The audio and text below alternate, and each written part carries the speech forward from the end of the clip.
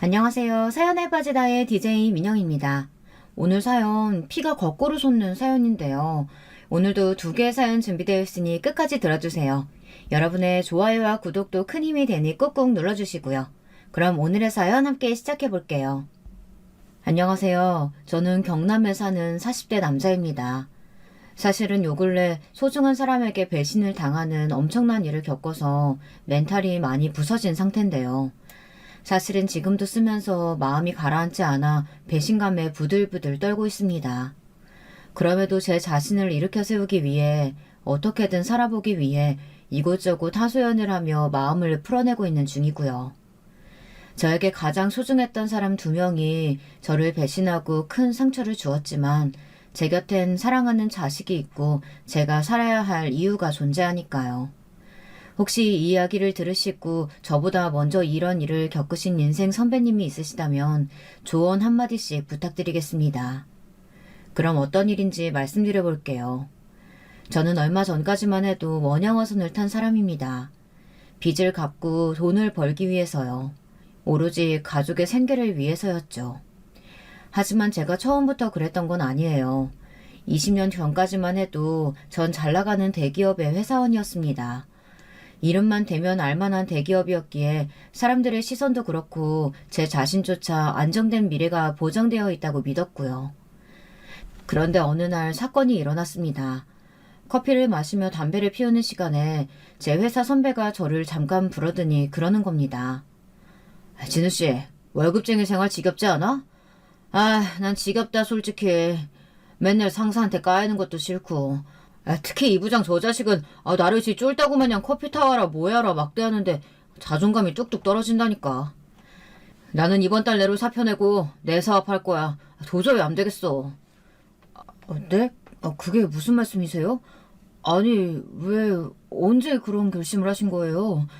그래도 저희 회사 하면 안정적이고 꽤 높은 연봉 받을 수 있는 곳으로 유명한데 나가면 불안하지 않으시겠어요? 가족도 있으시잖아요. 가족이 있으니까 나가겠다는 거야. 내 미래 내가 만들어 나가는 건데 여기 있다간 월급쟁이 하다가 아마 회사 압박에 못 이겨서 명예퇴직이나 하겠지. 차라리 돈이나 많이 벌어서 우리 애들한테 못다한 거 해주며 행복하게 해주고 싶어. 그래서 말인데 진우 씨도 나랑 같이 나가지 않을래? 그때 저는 아주 멍한 표정으로 서 있었습니다.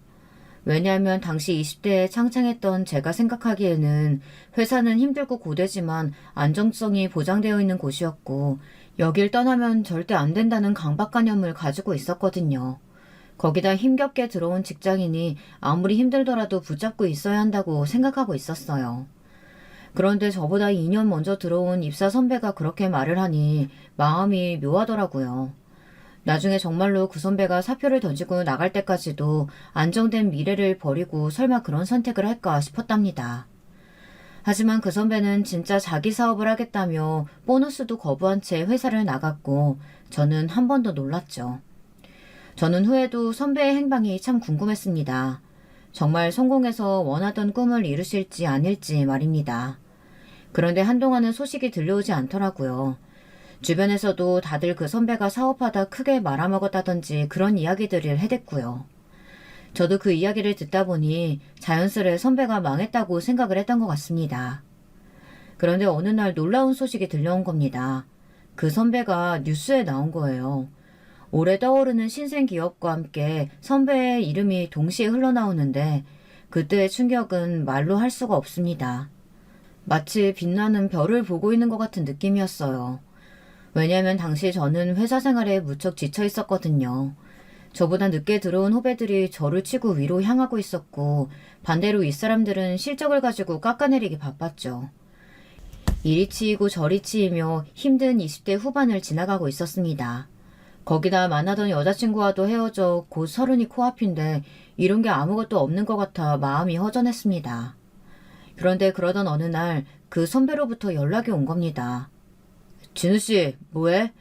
별일 없으면 우리 회사 한번 들으라고. 놀러와서 구경해. 네? 그래도 돼요? 저야 감사하죠. 저는 선배의 연락이 반가웠고 자그마한 선물을 사들고 선배의 사무실에 놀러 갔어요. 뉴스에까지 나왔으니 뭐 말할 것도 없었죠.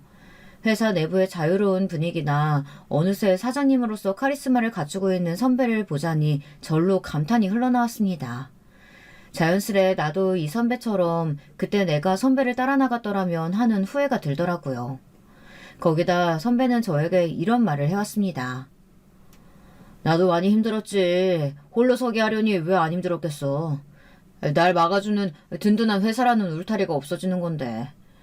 근데 사람 일이 신기하더라고. 닥치면 다 하게 되어 있어. 내 가족 먹여 살려야겠다 생각하니까 며칠을 잠 안 자고도 일할 수도 있고 그렇게 열심히 하다 보니 돈은 따라붙더라고. 참, 나도 내 회사가 이렇게까지 클 줄은 몰랐는데 되돌아보면 신기해. 그러게요, 선배. 진짜 대단하세요. 전 뉴스에서 선배 이름하고 얼굴 보고 정말 깜짝 놀랐어요. 밥 먹고 있는 중이었는데 밥알을 내뿜었다니까요. 너무 놀라서요. 하여튼 대단하세요. 저는 진심으로 그 선배가 부러웠습니다. 토끼 같은 자식들에 이젠 사모님이 된 와이프까지 저와 나이 차이도 별로 나지 않는 데 비해 모든 것을 갖춘 느낌이었죠. 그러던 중 제안을 받은 것이었어요. 선배가 먼저 자기 회사에서 일을 해보지 않겠느냐고 권한 것이었습니다. 그리고 여기서 일을 배워 저만의 회사를 해보라고 창업을 권한 것이죠. 보통의 경우 이런 일이 잘 없잖아요. 그런데 선배는 반대로 직원들이 창업을 한다고 하면 막지 않고 외려 격려한다고 하시더라고요. 저 역시 회사에서 이리 치이고 저리 치이는 이야기를 했더니 제 처지가 안타까워 보였는지 그런 제안을 해주시더라고요. 정말요? 그럼 저야 좋죠. 네, 저 일해보고 싶어요. 저는 단숨에 승낙했습니다. 그리고 그 후 일을 배워 사업시장으로 뛰어들었어요. 제가 뛰어든 분야는 게임 분야였는데요. 개발자였던 제게 익숙한 사업시장이기도 했고 워낙에 게임 산업에 관심이 많아 정보를 찾아보고 있었기에 선택한 시장이었어요. 선배도 이 분야에 이미 몇몇 의 인맥을 가지고 있어 저를 도와주겠다고 했고요. 조건 없이 저를 도와주시다니 너무 감사해요, 형님. 형님이라고 불러도 되죠? 그럼 당연하지. 마음껏 불러. 이제는 나도 자네를 형과 아우 같은 사이라고 생각할게. 사업은 처음엔 삐그덕했지만 점차 조금씩 승승장구했습니다. 정말 세상을 다 가진 기분이 들더라고요. 하루하루 늘어가는 매출액과 직원들까지 너무 감사했습니다.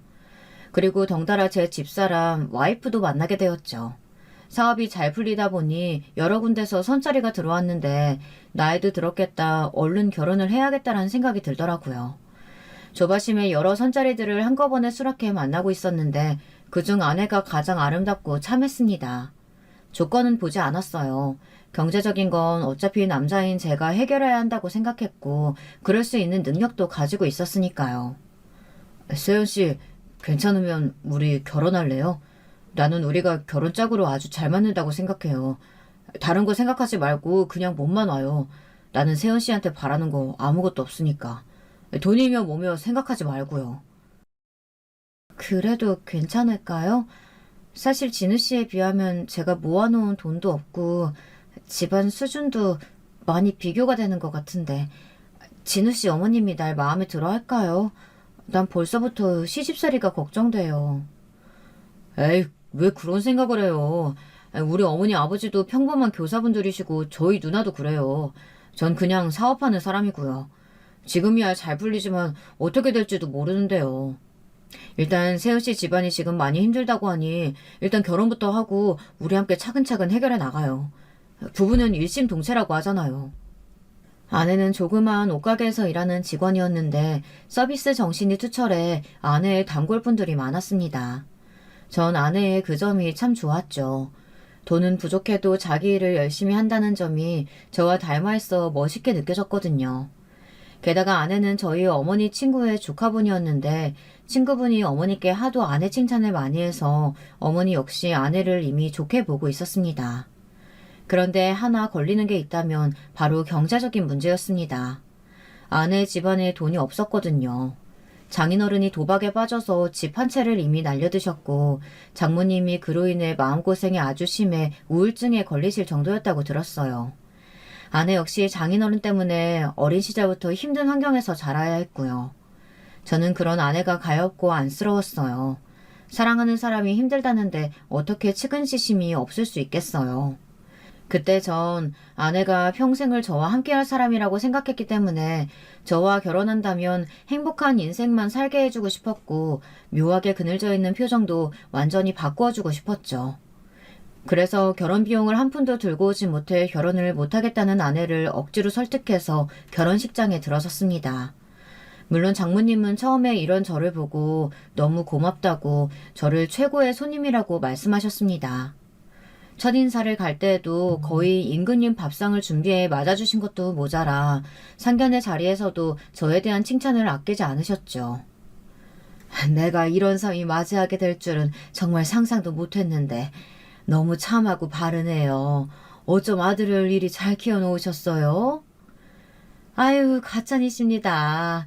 저희야말로 딸 같은 며느리가 들어와서 너무 반갑네요. 앞으로 딸이라고 생각하며 잘 대해줄게요. 상견례 자리는 훈훈했습니다. 상견례가 마치고 저희 부모님조차 제가 장모님을 잘 얻은 것 같다며 좋아하실 정도였고요. 결혼 후 장모님은 저희 신혼집 근처에 사시며 자주 왔다 갔다 했는데요.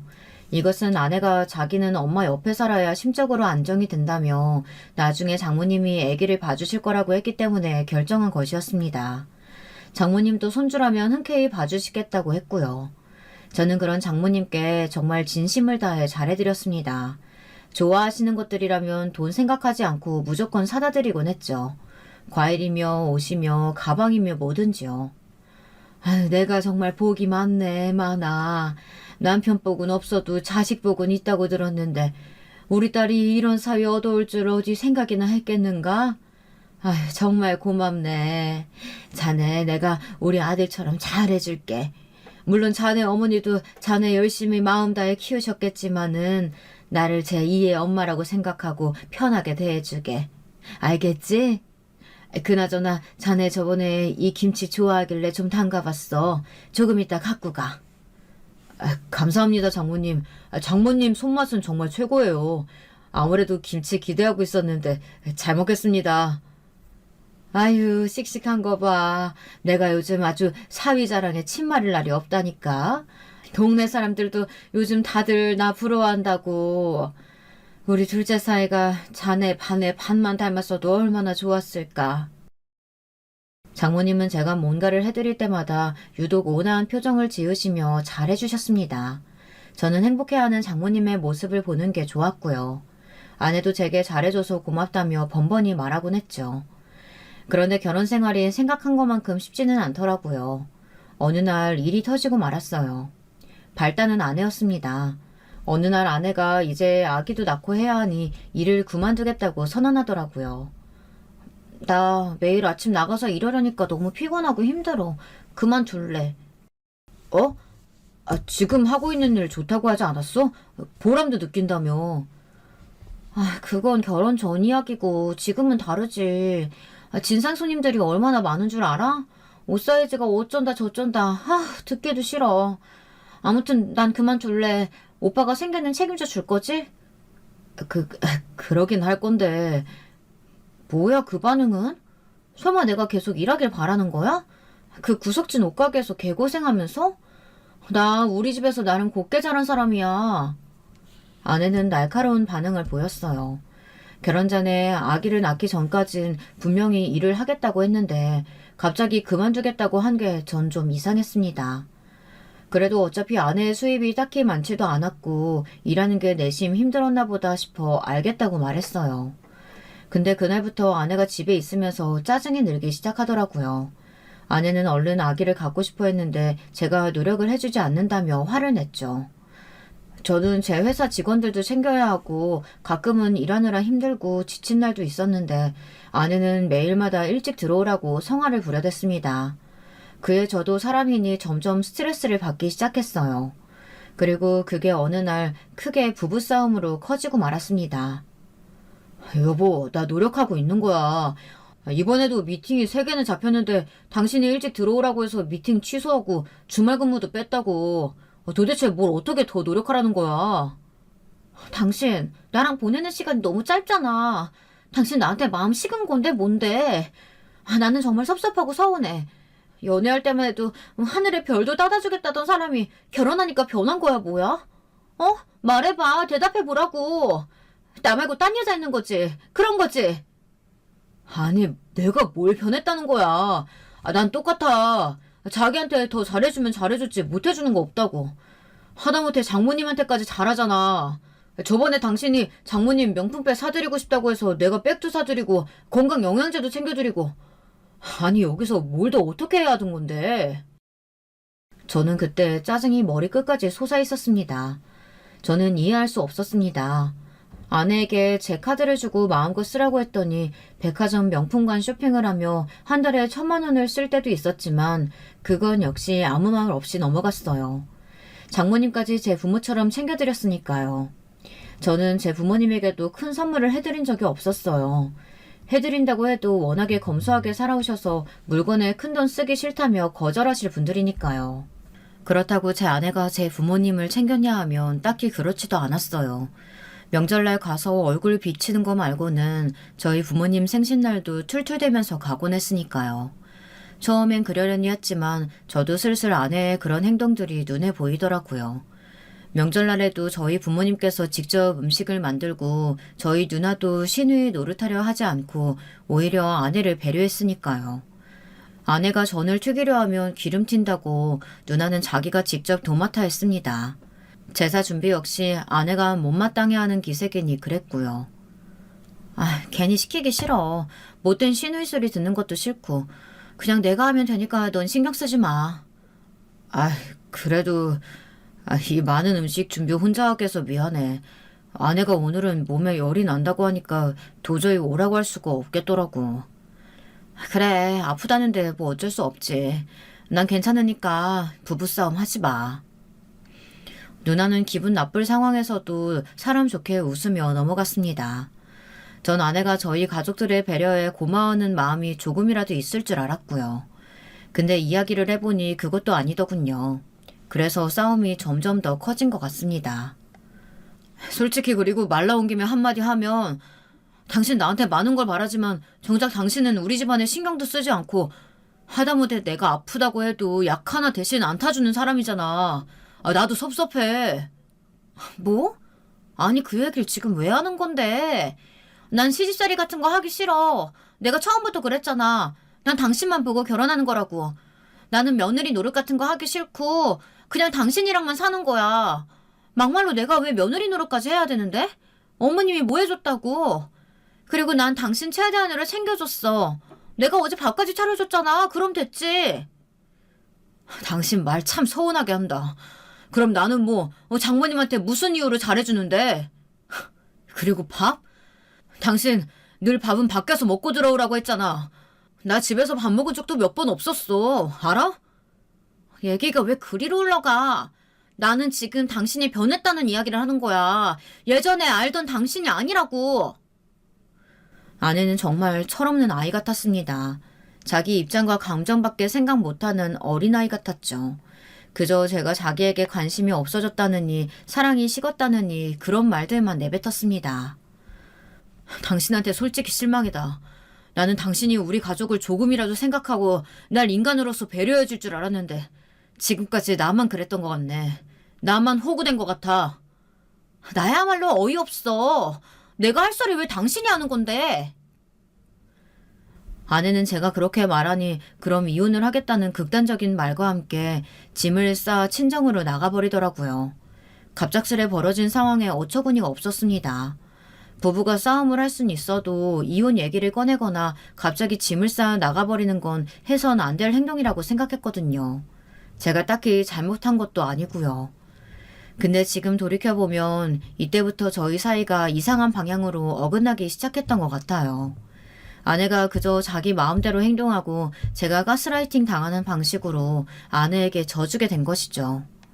아내는 친정집으로 간 이후 며칠간 돌아오지 않았습니다. 아마 제가 직접 오기를 바랬던 것 같아요. 연락 없이 친정에 가 있더니 이혼하자는 말만 뚝 전해오더라고요. 결국 아내의 시위가 계속되니 저는 아내의 친정집으로 향했습니다. 아내는 앞으로 자기를 더 사랑해주지 않을 거면 지금 이혼하자는 말을 했습니다. 저는 이혼이란 단어를 함부로 담는 아내의 모습이 마음에 들지 않았지만 선택권이 없었죠. 아내를 달래서 일단은 집으로 데려올 수밖에 없었어요. 그리고 이때 장모님도 옆에서 거드셨는데요.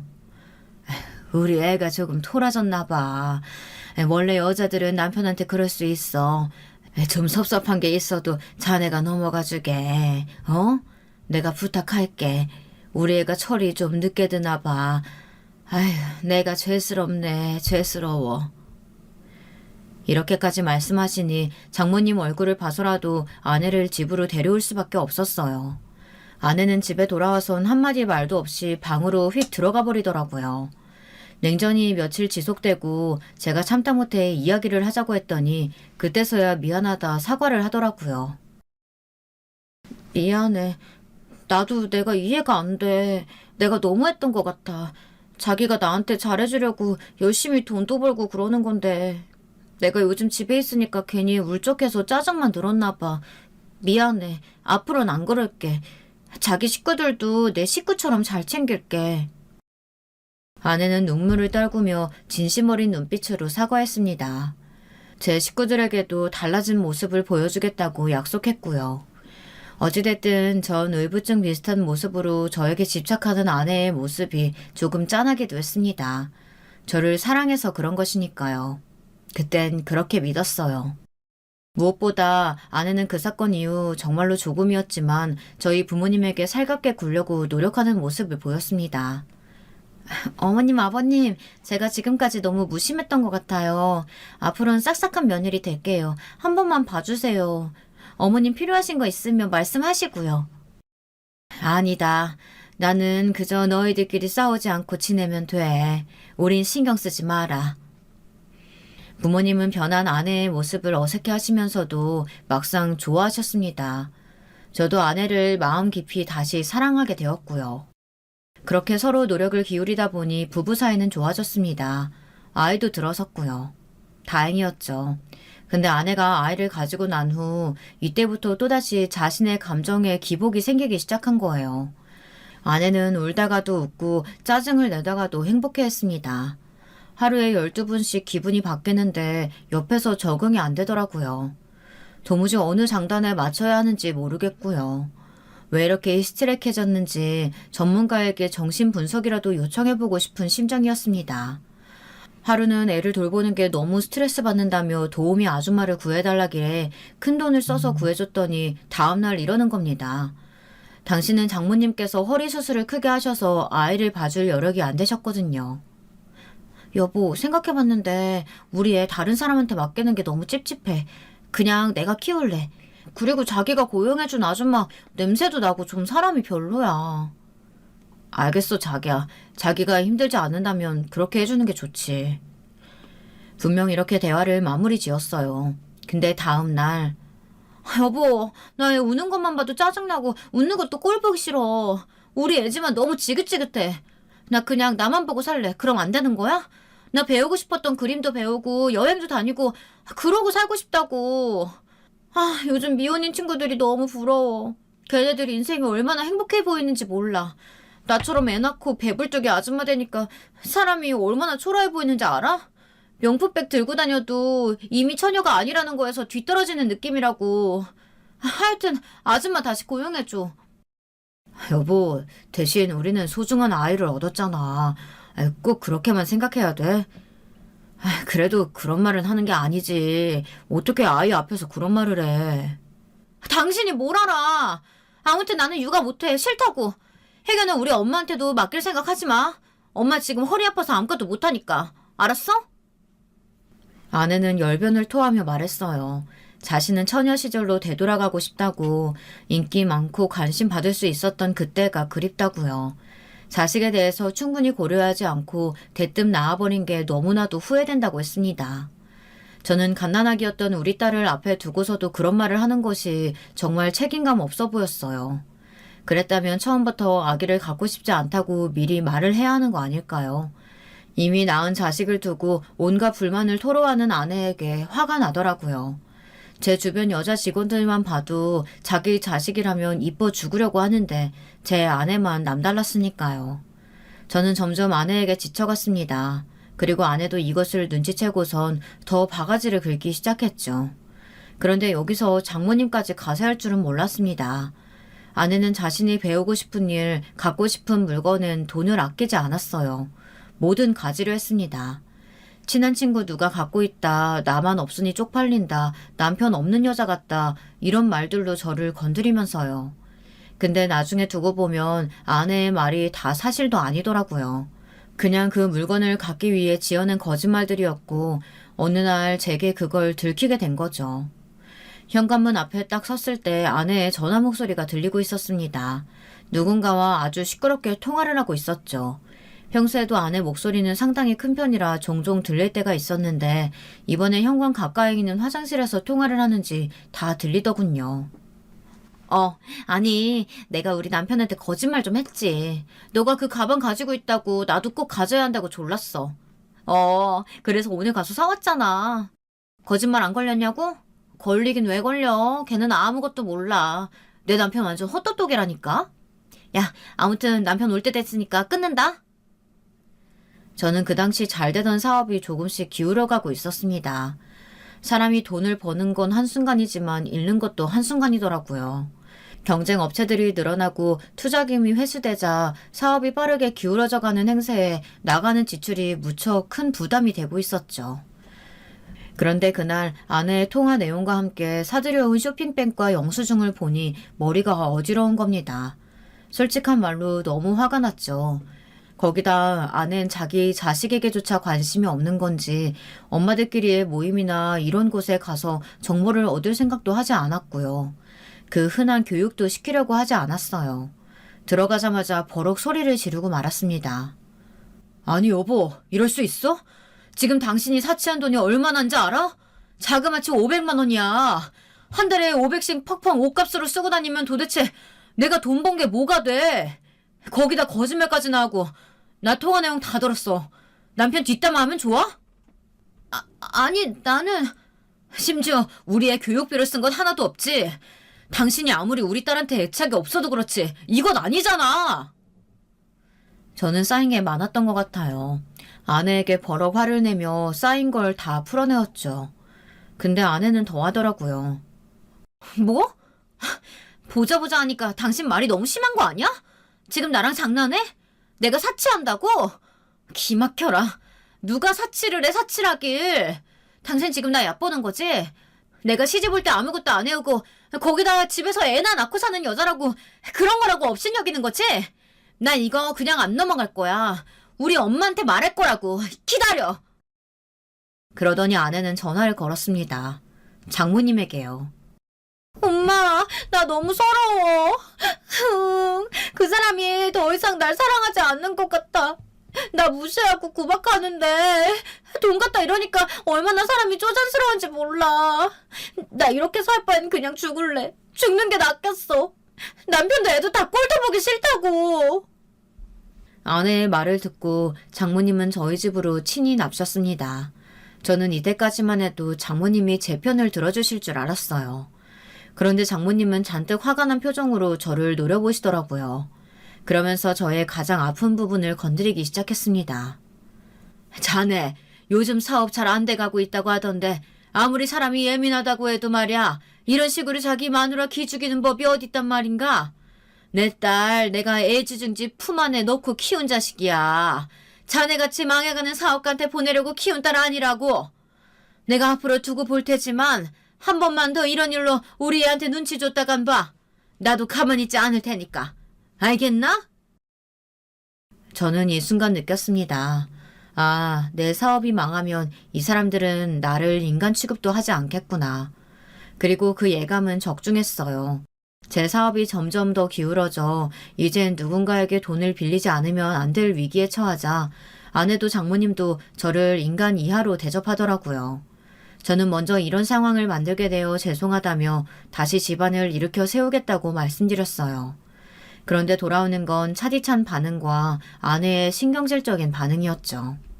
작은 집으로 옮겨간 후 아내는 짜증이 더 빈번해졌고 우리 딸은 엄마의 짜증 속에서 무척 힘들어했습니다.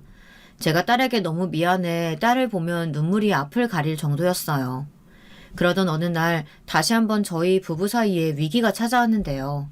저의 중마고우였던 친구가 저를 보기 위해 서울로 올라온다고 하는 겁니다. 중마고우 친구는 말 그대로 어렸을 때부터 무척 친하게 지냈던 친구였어요. 옆집에 사는 친구였는데 부모님들끼리 친하다 보니 어느새 학교도 학원도 같이 다니는 사이가 되어 있더라고요. 어린 시절 희노애락을 함께 나눈 친구라 그런지 사회에서 만난 친구들보다 그 친구를 향한 마음도 더 애틋했습니다. 제 결혼식에 와서도 넉넉지 않은 형편에 가장 큰 축의금을 해줄 만큼 저에게 잘해주는 친구이기도 했고요. 너 요즘 사업 안 돼서 힘들다며? 내가 위로주라도 한 잔 사줄게. 술 먹자. 그래 창기야, 고맙다. 친구는 제게 위로주를 사주겠다고 했고 저는 단둘이 만나 허심탄회한 이야기를 나누고 싶었습니다. 친구는 저의 성장 과정을 다 지켜본 만큼 각별하고 애틋한 친구였거든요. 사람을 원체 잘 믿지 못하는 저였지만 그럼에도 그 친구만큼은 신뢰할 수 있었습니다. 근데 친구가 서울로 올라온 날 갑자기 아내가 이것저것 옷을 입어보더니 자기도 같이 만나자는 겁니다. 당신까지 굳이? 나 혼자 만나도 되는데. 나도 당신 친구 궁금해. 당신이 중마고우라고 하도 말해서 만나보고 싶었단 말이야. 못 본 지도 오래됐고. 나도 오랜만에 외출하고 싶으니까 같이 나갈래.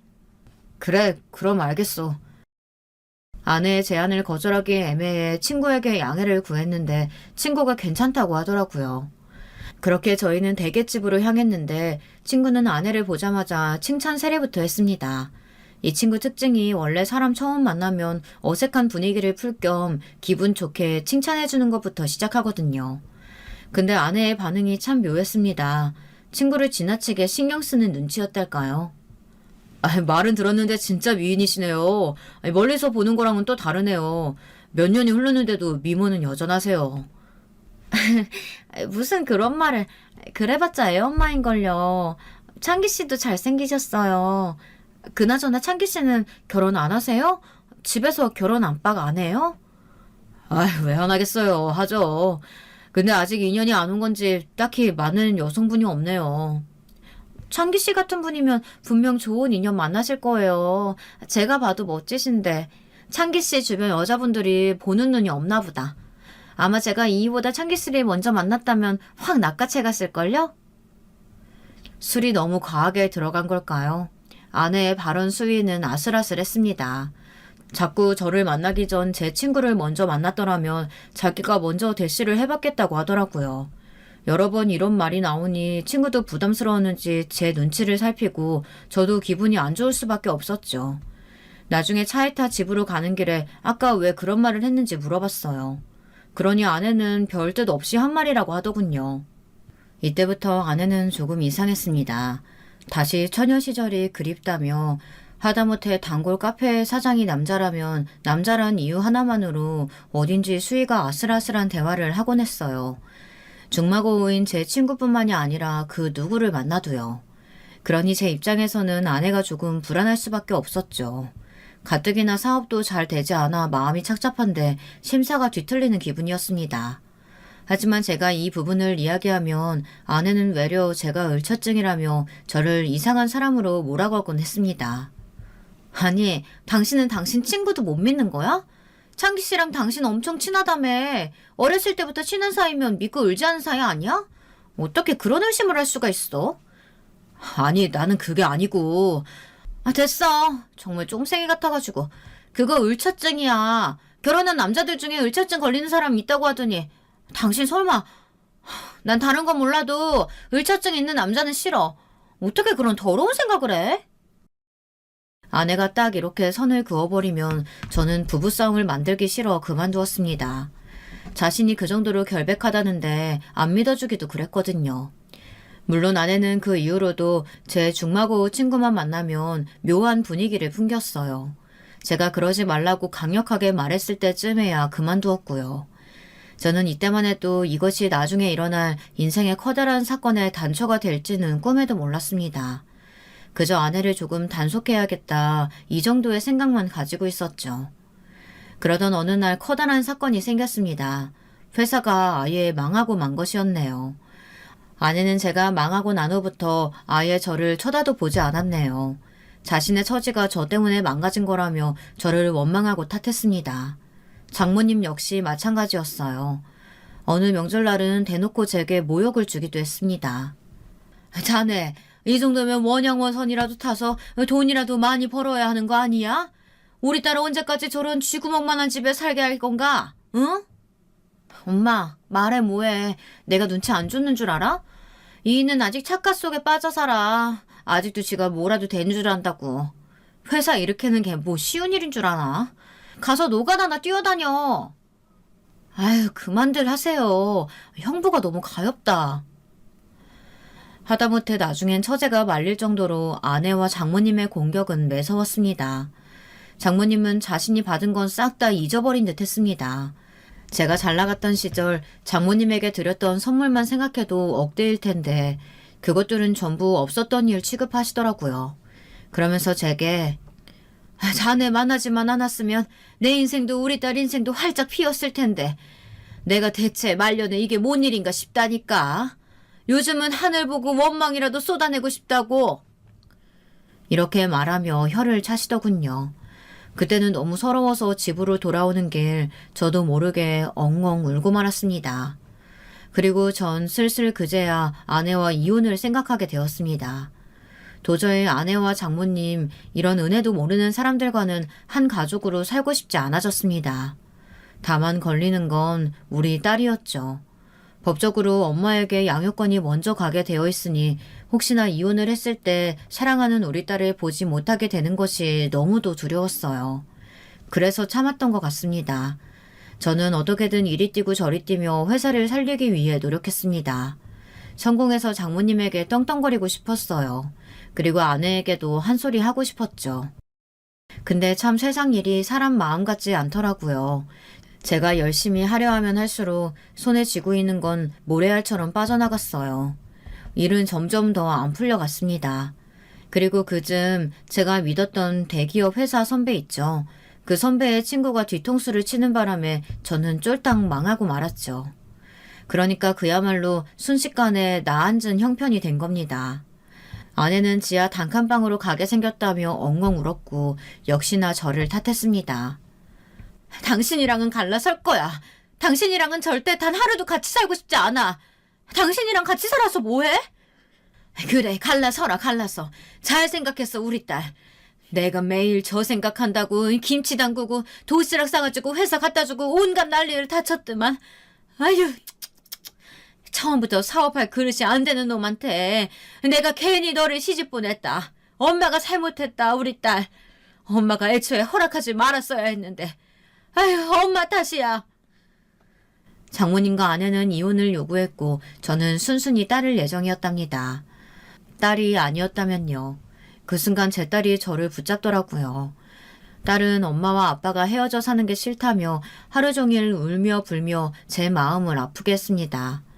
장모님조차 그 모습을 보니 이혼은 너무 극단적인 선택지라는 생각이 들었는지 제 아내를 설득하더군요. 아내도 딸을 보며 마음이 흔들리는 듯 했습니다. 자식에게 딱히 큰 관심은 없던 사람이었지만 딸이 워낙에 울고 보채니 단칼에 져버릴 순 없었나 봐요. 그때 저는 선택을 해야 했습니다. 딸과 함께 살 수 있는 방법이자 다시 우리 가족으로 돌아올 수 있는 길을 모색해야 했죠. 그게 바로 원양어선이었답니다. 마음먹기가 어려웠지 알아보니 금방 떠날 수 있더라고요. 사실 주변에서도 다들 말렸답니다. 아무리 힘들어도 원양어선 타는 건 아니라고, 생사가 걸린 문제라고 말하는 사람들도 있었어요. 그런데 저는 차라리 원양어선이라도 타서 돈을 많이 벌어 그 돈으로 우리 딸 맛있는 것도 사주고 해달라는 건 다 해줄 수 있는 든든한 아빠가 되어주고 싶었어요. 사실 저희 부모님께서도 제 사정을 딱히 여겨 배를 탄다고 했을 땐 누나까지 나서서 말렸지만 이미 매형이 크게 돈 벌고 사고치는 바람에 저희 집도 사정이 어려웠어요. 여의치 않은 집에 손을 벌리고 싶지도 않았죠. 그래서 저는 배를 탔고 그렇게 오랜 시간 바다 위에서 떠돌았습니다. 배 위에서 생활하는 건 만만치 않은 생활이었습니다. 괜히 돈을 많이 주는 게 아니었죠. 특히 배멀미가 심한 저로선 초반 이 생활에 적응하는 것조차 만만치 않았어요. 그런 날엔 정말 딸 사진만 바라보며 버티고 또 버티었어요. 그리고 두 사람, 바로 아내와 중마고 친구, 이 두 사람을 생각하며 마음을 달래었어요. 제가 원형어선을 타러 간다고 하니 아내가 떠나기 전 제게 사과를 했거든요. 그동안 당신을 너무 힘들게 한 것 같다며 우리 딸과 자신을 위해 그런 결정을 해줘서 고맙고 미안하다고요. 아내도 자신의 허영심 때문에 상황이 이렇게까지 된 것 같다며 많이 울고 슬퍼하더군요. 저는 아내가 진심으로 자신의 잘못을 뉘우치고 있다고 여겼어요. 아내가 오열을 하며 돌아올 때까지 기다릴 테니 그저 몸 건강히 있으라는 말을 전달하는데 그동안 이혼을 요구했던 아내의 모습과는 무척 상반되었습니다. 그래서 진심이라고 생각했고 저도 함께 눈물이 났어요. 다녀올 테니 우리 딸이랑 행복하게 지내고 있어. 알겠지? 응, 여보. 고맙고 미안하고 사랑해. 당신만 기다리고 있을게. 아내가 제게 사랑한다는 말을 해준 건 결혼 후 정말 100만 년 만의 일이었던 것 같습니다. 저는 아내의 입에서 나온 사랑한다는 말에 저도 모르게 마음이 녹아내리고 그간 아내가 저질렀던 과오를 모두 용서해 주었네요. 그리고 제가 배를 타기 전 마지막으로 배웅을 했던 중마고 친구, 저를 꽉 안아주며 잘 버티라고 저 대신에 딸을 챙겨주겠노라고 한 믿음직스러운 친구. 힘들 땐 그 친구를 생각했습니다. 딸, 아내, 중마고 친구. 이 세 사람의 얼굴을 그리다 보면 망망대해 같은 바다도 그렇게 무섭게 느껴지지만은 않았고 버틸만 했던 것 같아요. 그렇게 저는 배를 타고 드디어 집에 돌아왔습니다. 끔찍했다면 끔찍한 생활이었지만 막상 항구 땅에 발을 딛고 집으로 돌아가는 길 발걸음은 어딘지 모르게 가벼웠고 얼른 가족을 만날 생각에 설레기도 했습니다. 특히 배 위에서 그토록 그리고 그렸던 우리 딸 얼굴이 너무나 보고 싶었죠. 아내와 중마고 친구 우리 딸이 집에서 저를 기다리고 있을 거라는 걸 알고 있었기에 저는 대차게 현관문을 열었습니다. 여보, 나왔어. 저는 힘있게 외쳤지만 집안이 조용하더라고요. 그러더니 잠시 후 딸아이 목소리가 들렸어요. 딸아이인 저라는 게 믿기지 않는지 더듬더듬 말을 잇지 못하다 아빠하고 말하며 제 품에 안겨오더라고요. 딸아이는 3년 만에 훌쩍 자라 있었고 어느새 저도 모르는 사이 말도 제법 또랑또랑하게 잘했어요. 그런데 인생이란 참 알 수가 없죠. 감격에 어찌할 바를 모르고 있던 찰나 딸아이가 너무나 충격적인 말을 하는 겁니다. 아빠, 드디어 왔네? 그러면 나 이제 아빠 2명 생긴 거다. 그치? 그게 무슨 소리야? 아빠가 2명이라니? 나 아빠 2명이야. 엄마가 말하지 말랬는데 이제 아빠 왔으니까 말해도 되겠지? 이거 좋은 거지? 전 오랜 기간 멍해 있었습니다. 순간 직감이라는 것이 머릿속에 꽂히기 전까지는요. 저는 딸아이를 잡고 있던 손을 스르르 풀고는 아내에게 전화를 걸었어요. 아내의 목소리는 밝았습니다. 당신이 좋아하는 불고기거리 사가지고 오는 중이라고 하더군요. 저는 아내가 오기 전 뭐라도 해야겠다는 생각이 들었습니다. 그래서 조용히 아내의 서랍장을 뒤졌어요. 아내가 가끔씩 일기를 쓰곤 했는데 그 습관이 여전히 남아있다면 분명 제 직감이 들어맞았을 테니까요. 저는 정신없이 아내의 서랍장을 뒤져 하나의 일기장을 발견했습니다. 그리고 일기장에 붙어져 있는 충격적인 사진들까지 덤으로 얻었답니다. 아직도 생각하면 손이 떨리지만 일기장의 내용은 이러했습니다. 남편이 오지 않았으면 좋겠다. 이대로 창기 씨랑 영원히 살고 싶다. 딸을 언제까지 속일 수 있을진 모르겠지만 이 시간이 영원했으면 좋겠다. 나쁜 생각을 한다. 차라리 남편이 바다에 빠져 죽으면 좋을 텐데. 요즘은 매일 이런 생각을 한다. 죽어서 돌아오지 말길. 제발. 나와 창기 씨의 사랑이 영원하길. 덤으로 제 중마고우와 입술을 맞대고 있는 스티커 사진들을 발견했는데요. 다 늙어버린 사람들이 청춘들 마냥 저러고 있는 게 너무 꼴보기 싫더군요. 벼락을 맞은 것 같았어요. 제가 얼마나 어리석었는지 3년 동안 내가 죽길 바랬던 사람에게 도대체 나는 무엇을 꿈꾸고 바라고 있었던 건지 깊은 배신감과 함께 분노가 치밀어 올랐습니다. 저는 간신히 이성의 힘을 끌어모아 차분히 핸드폰을 들었습니다. 아내가 오기 전 일을 끝내야 했으니까요. 친구에게 먼저 전화를 걸었더니 친구는 이런 말을 하더군요. 아, 그래. 내가 오늘 너희 집으로 간다고 했는데 까먹고 있었다. 아, 이런 미안. 아, 요즘 일이 바쁘다 보니. 아, 그래도 술 한잔 사야지. 오늘 저녁 너네 집으로 넘어갈게. 재수 씨랑 다 같이 회포 풀자. 그동안 고생 많았다, 친구야. 저는 친구라는 그 단어가 너무나 징그러웠고 회피하기 위해 간신히 전화를 끊어버렸습니다. 그리고 마침 아내가 들어왔는데 아내는 반가운 척 연기를 하더군요.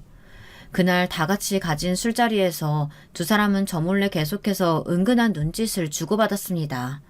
제가 회장실에 갔다 오면 꼭 붙어 있다 제가 나타나면 바퀴벌레처럼 후다닥 흩어졌죠. 저는 안 보는 척 다 녹음하고 영상으로 남기고 있었습니다. 저는 두 사람이 떠나고 난 후 조용히 예전 제게 사업을 해보라고 권했던 저의 롤모델이었던 회사 선배에게 전화를 걸었죠. 선배, 할 말이 있는데 저 좀 도와주실 수 있으세요? 제 상황을 설명드렸더니 선배는 아무래도 자기 친구가 예상치 않게 뒤통수를 쳐 사업이 어려워졌다는 이야기 들었다며 도와주겠다고 말했습니다. 그래, 일단 변호사부터 제일 좋은 변호사로 선임해줄게. 네, 그리고 하나만 더 부탁드릴게요. 제 친구놈 잘라주세요. 꼭. 그날 친구가 온 날 술을 마시며 이야기를 나눴는데 놀랍게도 친구놈이 선배네 회사를 다닌다고 하더라고요. 제가 예전에 친구놈을 선배에게 소개시켜 준 적이 있었는데 제가 배를 탄 사이 그 인연이 다 회사의 임원으로 한 자리 하고 있던 모양이었습니다. 저는 친구의 요란한 말솜씨를 잘 알고 있었습니다. 그 현란한 말로 먼 사람의 눈을 속일 수 있을진 모르겠지만 제 눈은 아니었어요. 제 말에 선배는 노했고 곧바로 조치를 취하겠다고 했어요. 저는 그렇게 선배의 도움을 받아 중마고운 놈을 자리에서 끌어내리고 아내에게도 이혼 서류를 내밀었습니다. 딸의 양육권도 뺏어올 거란 말과 함께 던지었고요. 아내는 말 그대로 코웃음을 치더라고요. 당신이 무슨 돈이 있다고? 아니 내가 무슨 죄를 저질렀다고 우리가 왜 이혼을 해야 되는데? 좋으나 싫으나 애가 있으면 같이 살아야지. 당신 아빠 맞아? 아내는 책임감이 없다며 저를 맹목적으로 비난했습니다. 하지만 저는 그게 아내가 저에게 위자료를 주기 싫어 그런다는 걸 잘 알고 있었습니다. 제 앞으로 떨어질 돈 때문에 원양어선을 타러 가는 제게 거짓으로 용서를 구한 것처럼 지금 역시 아이 핑계를 대지만 사실은 모든 것이 돈 때문이었죠. 저는 뼛속까지 더럽고 추악한 이 여자와 단 1분 1초도 함께 있고 싶지 않았어요. 우리 딸을 이런 공간 속에 놓고 싶지도 않았고요. 그래서 아내를 뒤로 한 채 딸을 안아들고 부모님 집으로 갔습니다. 다행히 저의 복수는 성공으로 끝났습니다. 선배가 저를 적극적으로 도와준 덕에 그 친구놈은 개망신을 당하며 회사에서 잘렸다고 들었고 아내 역시 딸을 빼앗겼으니까요. 너무 가슴 아픈 사실인데 딸은 제가 없던 3년 동안 거의 방치되다시피 키워졌더라고요. 받아야 할 교육도 제대로 못 받고 밥도 제대로 못 먹는 채 말입니다. 정말 너무하지 않습니까? 저는 피가 거꾸로 솟는 줄 알았네요. 딸의 입에서 더듬더듬 그간 어찌 살아왔는지 듣는데 그 해맑은 얼굴을 보며 눈물을 줄줄 흘렸답니다. 이후 아내는 형벌감이었지만 워낙에 우리나라 법이 솜방망이 쳐버린지라 무거운 벌까진 받지 못했어요. 가벼운 벌금형으로 끝났고 대신 큰 위자료를 물게 되었죠. 아마도 저는 우리 딸이 크고 난 후 진짜 벌을 내려줄 거라 생각합니다. 아내가 받아야 할 진짜 벌은 아직 받지 못했다고 생각해요. 딸도 크면 자신이 어떻게 자라왔는지 궁금할 테고 저는 솔직히 말해줄 생각입니다. 아마 딸도 기억하고 있겠죠. 가슴은 너무 아프지만 지금도 그 두 년놈들만 생각하면 갈갈이 찢어 죽이고 싶은 심정이지만 오늘도 부처의 마음으로 참습니다. 나쁜 일을 저지른 것들은 인과응보로 똑같이 당할 거라는 암시를 스스로에게 걸면서요. 여러분, 두 번째 사연 시작하기 전에 좋아요, 구독 꼭 눌러주실 거죠? 그럼 두 번째 사연 바로 시작합니다. 안녕하세요. 저는 서울에서 두 아들과 남편과 사는 40대 아줌마입니다. 저는 식당을 운영 중인데 평소에 손님이 붐비지 않을 때 유튜브로 사연 듣는 걸 즐겨해요. 하도 들으니 남편도 궁금하다고 옆에서 자기도 일하며 듣는다고 하더라고요. 그렇게 매번 듣기만 하다가 이번에 너무 웃긴 사연이 생겨서 제보하게 됐습니다. 제보하기 전에 우리 직원들에게 말했더니 다들 배꼽 잡고 웃길래 자신감이 생겼어요. 혼자만 알고 있기 아쉬우니 바로 시작해보겠습니다. 저는 태어난 곳은 서울이 아니고 지방에서 태어났어요. 위로 오빠만 셋이고 귀한 막내딸로 태어났습니다. 부모님은 지방에서 식당을 하셨는데 아주 크게 하셔서 지역에서 유명한 곳이고 관광객들에게도 현지인들에게도 인기가 많은 곳이었어요. 저는 그런 부모님 덕분에 어려서부터 돈 걱정은 전혀 하지 않고 자랄 수 있었습니다. 부모님 식당은 갈비를 파는 곳이었는데 덕분에 고기도 질리지 않게 먹었고 그 고기들은 죄다 우리 집 가족을 아주 건강하게 만들어줬어요. 어디 같이 여행을 가면 거기서 우리 가족들을 보고 씨름 선수냐고 묻기도 하고 운동 선수냐는 질문은 안 들어본 가족이 없을 정도입니다. 심지어 운동 선수냐는 질문은 귀엽고 듣기 좋기라도 하지 첫째 오빠는 유독 덩치가 큰데 조폭인 줄 오해를 아주 많이 받고 살아요. 아버지와 첫째 오빠는 똑같이 생겼는데 둘 다 인상도 험악해서 덕분에 식당을 운영하며 한 번도 시비가 걸리거나 술 취한 사람이 난동을 부려도 금세 조용해지고 편안하게 가게를 할 수 있었죠. 어머니는 몸집은 작은데 성격이 장난 아니셔서 우리 집에서 제일 불같은 사람입니다. 제가 갈비 덕분에 유치원을 다닐 때부터 몸집이 우람했는데 게다가 위에 오빠만 셋이니까 성격도 괄괄하고 드셌어요. 우리 집이 겉모습은 다 씨름 선수여도 나름 의리는 제대로 있는 집이라 괴롭힘 당하는 친구들을 다 구해주고 다녔는데 그건 저도 똑같았습니다. 아직도 기억나는 건 초등학교 때 힘없는 친구를 괴롭히던 친구가 있어서 제가 가서 똑같이 때려줬어요. 그랬더니 걔가 여자만 봐줄 줄 아냐고 저에게 발차기를 날렸는데 저도 당하지 않고 똑같이 때리다 둘 다 코피가 나고 부모님도 학교로 오고 난리가 아니었습니다. 그런데 거기서 우리 아버지가 저보고 잘했다고 칭찬해서 선생님들이 아버지를 쫓아냈던 기억이 나요. 그 뒤로 아무도 저를 건들지 않았는데 중학교 때 그런 저를 모르고 괴롭혔던 아이가 있었습니다. 지방이라 대부분 아는 아이고 제가 몸집이 어릴 때부터 크고 오람했고 또 위로 오빠가 셋이나 있으니 대부분은 저를 건들지 않았거든요. 초등학교 때 위에 말했던 일화처럼 남자랑 싸워도 이겼던 저라서 다들 피했는데 그걸 모르던 전학생이 저를 건드렸던 적이 있습니다. 하필 근데 중학생 때라 남자 여자 힘의 차이가 컸고 그 친구도 키가 커서 제가 일방적으로 당했어요. 그렇게 울며 집으로 들어갔더니 오빠들과 아버지가 난리가 나서 바로 그 친구를 찾아가서 위협적으로 내 동생 다시 한번 건들면 죽여버리겠다고 했더니 그 뒤론 저를 건드는 사람이 없었습니다.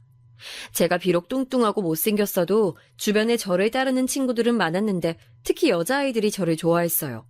괴롭힘 당하면 가서 구해주고 저랑 친해지면 우리 가게로 데려와서 마음껏 갈비도 먹이고 겨울이 되면 오빠들이 썰매도 태워줬거든요. 남자가 많은 집이라 뒤끝도 없으니 인기가 많았습니다. 그렇게 여자친구들과는 아무 문제 없이 지냈는데 문제는 이성관계였어요. 학창시절에 제 친구들은 다 남자친구들을 만났는데 오로지 저만 만날 수 없었습니다. 물론 그땐 외로움이라는 걸 모르고 주변에 친구들이 많았으니 그들과 어울리며 놀았어요. 그러다 대학을 가고 심각함을 인지했습니다. 저는 고등학교 때 열심히 공부해서 서울에 있는 대학을 갔는데 이때 얘기도 하고 넘어가자면 유일하게 서울에 있는 대학에 합격한 자식이 저라 부모님은 제가 대학에 입학할 때 우셨어요. 산처럼 큰 덩치를 가진 아버지는 본인 자식이 무려 다른 곳도 아니고 서울에 있는 대학에 가는 게 감격스럽다고 가게에 오는 손님들에게 무료로 소주 한 병이나 음료수를 뿌리기도 하셨습니다. 이렇게 말하면 제가 되게 명문대에 입학했을 것 같죠? 그건 절대 아닙니다. 저는 그냥 서울에 있는 사립대학교에 들어간 거고 흔히 말하는 유명 명문대는 아니에요. 그래도 오빠 3명은 대학에 간 사람이 둘째 오빠뿐인데 그 둘째 오빠도 우리 지역에 있는 국립대에 들어간 거라 제 대학 입학은 가족들에겐 의미가 컸습니다. 첫째 오빠는 고등학교를 졸업하고 군대에 다녀오고 바로 아버지를 도와 가게 일을 하고 있었고 둘째 오빠는 국립대를 졸업하고 바로 결혼해서 우리 집 근처에서 자리 잡고 직장을 다니고 있었어요.